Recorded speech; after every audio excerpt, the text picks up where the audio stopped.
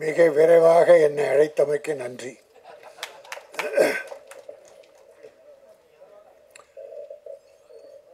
கன்னி ஒரு அற்புதமான தமிழ் டைட்டில். கன்னி என்பது பரிசுத்தம், தூய்மையான, எந்த கரையும் படையாத ஒரு பெண். தமிழுக்கு அது ஒரு அற்புதமான பேர். கன்னி பெண், கன்னி கழியாதவள் என்று நம்முடைய சான்றோர்கள் அழைப்பார்கள். அப்படி ஒரு அற்புதமான டைட்டிலை வைத்திருக்கிற தம்பி சிவா, மாயோன் சிவா, கூடவே ஊர் பேரை வச்சு தொரப்பாடி. மாயோனையும் மறக்கல, தொரப்பாடியும் மறக்கல நம்ம சிவா. திறமை நிறைந்திருக்கிறது, பேச்சு குறைந்திருக்கிறது, திறமை நிறைந்திருக்கிறது. அவர் தொட்டிருக்கிற கதை கரு இருக்கிறதே, தமிழ் பாரம்பரியம், தமிழ் கலாச்சாரம், தமிழ் பண்பாடு அனைத்தையும் உள்ளடக்கிய ஒரு அற்புதமான கரு. சித்த வைத்தியம். நம்முடைய பேரரசு கூட பேருரையாற்றினார். பல பேர் பேருக்கு அரசா இருப்பாங்க, பேருக்கு ஆசிரியராக பாருங்க, பேராசிரியர்னு. உண்மையிலேயே ஒரு அற்புதமான விஷயங்களை, எல்லா விஷயத்தையும் தொட்டார், விளக்கம் தந்தார். அதான் அறிவுபூர்வமான விஷயம். சித்த மருத்துவம் ஒரு காலத்தில் சிதைந்து இருந்தது. யாரும் ஏறெடுத்து பார்க்காமல் இருந்தார்கள். அலோபதிக்கு போயிருந்தாங்க. தலையில் வலினா காலில் எக்ஸ்ரே எடுப்பான் டாக்டர். ஏன்னா அவன் எக்ஸ்ரே மிஷின் சும்மா இருக்கக்கூடாது. பல டாக்டர்கள் படிச்சுட்டு வந்து கோட்டீஸ்வரன் ஆயிட்டாங்க. சித்த மருத்துவரின் சிறப்பு எப்போ தெரிஞ்சதுன்னா, கொரோனான்னு ஒரு கொடிய நோய் வந்த பிறகு படித்தவன் படிக்காதவன் அத்தனை பேரும் அலோபதிக்கு போகிறத சித்தா மருந்தை தேடி போனாங்க. இன்னைக்கும் சித்த மருத்துவ கடைகளை பார்த்தா மக்கள் நிறைஞ்சிருக்காங்க. சைடு எஃபெக்ட் இல்லாதது, உடலுக்கு வலு சேர்ப்பது. உடல் அந்த மருந்து ஒவ்வொன்றுமே இலையிலிருந்து, காயிலிருந்து, கனியிலிருந்து, வேரிலிருந்து, ஒரு மரம், நம்ம இயற்கை அன்னை தந்த அந்த மரம், செடி, கொடி, அதிலிருந்து வருகிற மருந்து.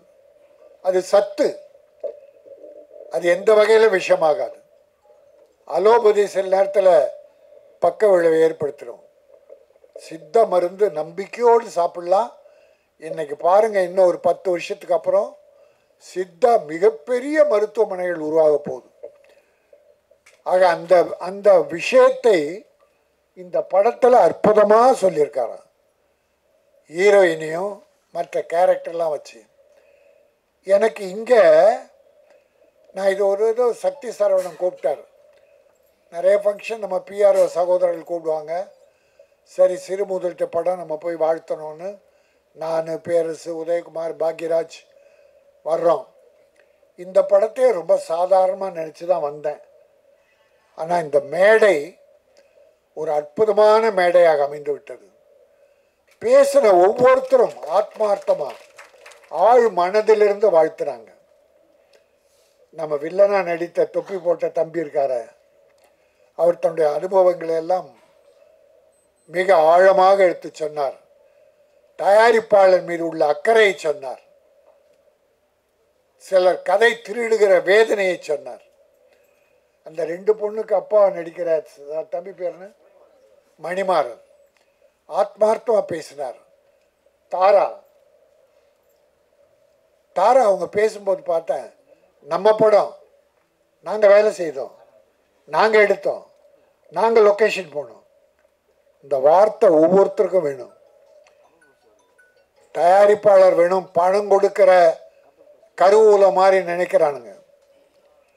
தயாரிப்பாளரோடு இணைந்து நடிகர்கள், இயக்குனர் முதல் இயக்குனர் முக்கியம். இயக்குனர் இல்லாமல் படமே இல்லை. அதே போல் தயாரிப்பாளர் இல்லாமல் படம் இல்லை. தயாரிப்பாளர் காசு போட்டு தேங்காய் பூ பழம் வாங்கி பூஜை போட்டால் தான் உங்களுக்கு எல்லாருக்கும் வேலை. அதே போல் கடைசியில் பூசணிக்காய் வாங்கி உடைக்கணும், அதுக்கும் தேங்க. இப்படி ஆடியோ ஃபங்க்ஷன் நடத்தணும்.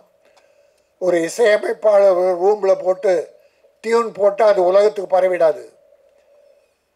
அந்த தயாரிப்பாளர் அவருக்கு வேண்டிய தண்ணி பாட்டிலேருந்து எல்லாம் வாங்கி கொடுத்து டியூனை வாங்கி ஒரு கவிஞரை அழைத்து பாடல், நம்ம போல் கவிஞரை அழைத்து பாடல் எழுதி வைத்து, பிறகு ஒரு நல்ல பாடகர் வைத்து பாட வைத்து, நல்ல பாடல் உருவான பிறகு அதை இப்படி இசை வெளியீட்டு விழாவுக்கு அதுக்கு ஒரு 50 லட்சம் செலவு பண்ணி அதை உலகுக்கு அறிமுகப்படுத்தினா அது தயாரிப்பாளர் ஆரம்பத்திலிருந்து முடிவு வரை இருக்கிற செலவு.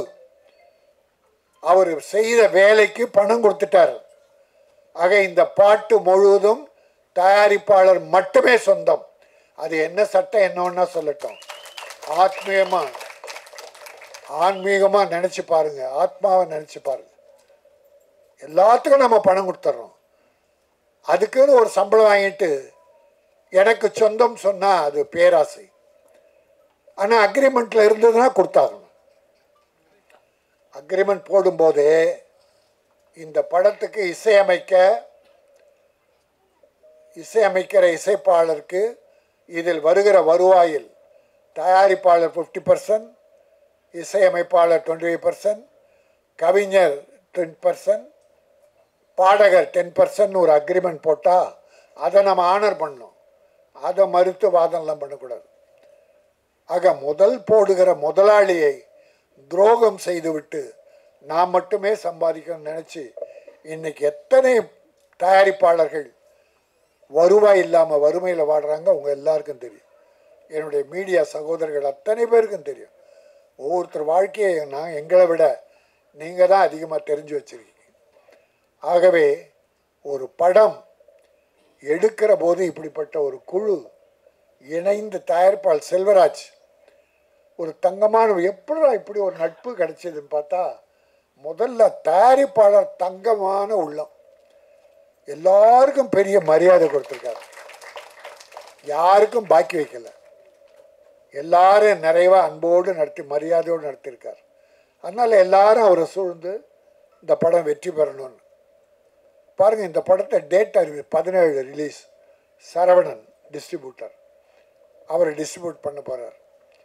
ஆகவே ஒரு படம் வெற்றி பெற வேண்டும் என்றால் எல்லாரும் ஒன்றா சேர்ந்து தயாரிப்பாளர் கை கொடுக்கணும், துணை நிற்கணும்.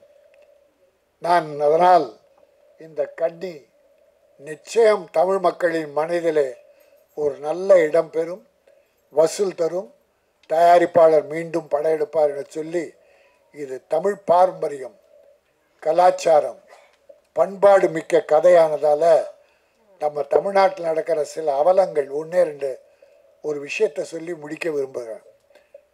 அதாவது தமிழ் பண்பாடு கலாச்சாரம்னா ஒருவனுக்கு ஒருத்தி என வாழ்வது. அப்படி பல பேர் நம்ம சினிமா உலகத்தில் பலர் காதலித்து நடிகர்கள் வாழ்ந்து கொண்டிருக்கிறார்கள். எங்கள் பாக்யராஜ், பூர்ணிமா ஒரு பெரிய உதாரணம். இன்ற வரைக்கும் ஒரு இன்பமான வாழ்க்கை, பிறருக்கு எடுத்துக்காட்டுகிற வாழ்க்கை வாழ்ந்து கொண்டிருக்கிறார்கள். ஆனால் இப்போ சில காலமாக இதை எதுக்கு சொல்கிறேன்னா, தமிழக இளைஞர்கள் இதை ஃபாலோ பண்ணிடக்கூடாது. எப்படி நடிகர்களை இவங்க ஃபாலோ பண்ணுறாங்க? நடிகன் பேண்ட்டு கிழிஞ்ச பேண்ட்டு போட்டு அதை ஸ்டைலாக போட்டுக்கிறான், தலையை கோதி விட்டுக்கிட்டா தலையை கழிச்சு விட்டுக்கிறான். அதுபோல் வாழ்க்கையும் பின்பற்றினால் தமிழ் பண்பாடு கலாச்சாரம் என்ன ஆகும்? போன மாதம் தனுஷும் ஐஸ்வர்யாவும் கோர்ட்டுக்கு போய் விவாகரத்து, அது ஒரு பெரிய பரபரப்பு உண்டாச்சு. தமிழ் மக்கள் வேதனைப்பட்டார்கள். இதுக்காக படம் எடுக்கிறோம்? இப்படி ஒரு பண்பாடு மணமக்கள் 2 குழந்தையை விட்டுட்டு நாங்கள் பிரிஞ்சு போகிறோன்னா அந்த குழந்தைகள் கதி என்ன? அந்த குடும்பத்து மாபெரும் தலைவன், உலகம் அறிந்த தலைவன், அவருடைய மனசு எப்படி வேதனைப்படும்? பெற்ற அப்பா அம்மா வேதனைப்படும், பிறந்த குழந்தைகள் 2 சிங்கக்குட்டிகள் எவ்வளோ வேதனைப்படன்னு கூட பார்க்காம கோர்ட்டுக்கு போயிட்டாங்க. நம்ம தமிழ் மக்கள் வேதனைப்பட்டாங்க. என் வேதனை, அவங்க ரசிகர்கள் இதை ஃபாலோ பண்ணிடக்கூடாது, அந்த வேதனை. இப்போ புதுசாக பார்த்தா ஜிவி குமார்,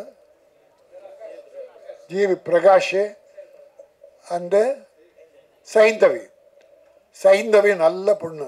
ஏன்னா முதல் பாட்டு என்னுடைய உணர்ச்சிகள் படத்தில் பாடிச்சு. நல்ல பிள்ளை, ஒழுக்கமான அருமையான பிள்ளை.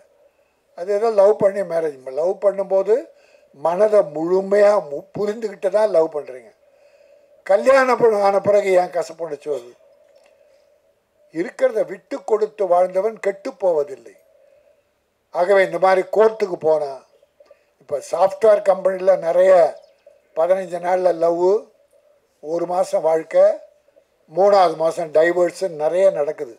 கோர்ட்டு ஃபுல்லாக இருக்குது.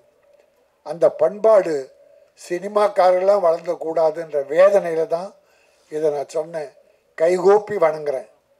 கணவன் மனைவியாக தொடர்ந்து வாழுங்கள், இன்ப வாழ்க்கை வாழுங்கள், நல்ல குழந்தைகளை பெற்றெடுத்து இந்த நாட்டுக்கு தந்து செழிப்போடு வாழுங்கள் என சொல்லி, இந்த கன்னி தமிழ் பண்பாடு, கலாச்சாரம், சித்தா எல்லாமே தமிழ் சம்பந்தப்பட்ட, தமிழ் உணர்வுகள், தமிழர்கள் உள்ளம் சம்பந்தப்பட்ட படம் நிச்சயம் ஒவ்வொரு தமிழனின் உள்ளத்திலும் நிலைக்கும். இந்த சித்த வைத்தியம் மிக பெருகும். ஆக இயக்குனருக்கும், தயாரிப்பாளருக்கும், இசையமைப்பாளருக்கும், எடிட்டர், மற்ற நடிகர்கள், அதில் உழைத்த அத்தனை தொழிலாளிகளுக்கும் என்னுடைய வாழ்த்துக்களை தெரிவித்து, வெல்க கன்னிப்பெண், கன்னிப்படம் வாழ்க.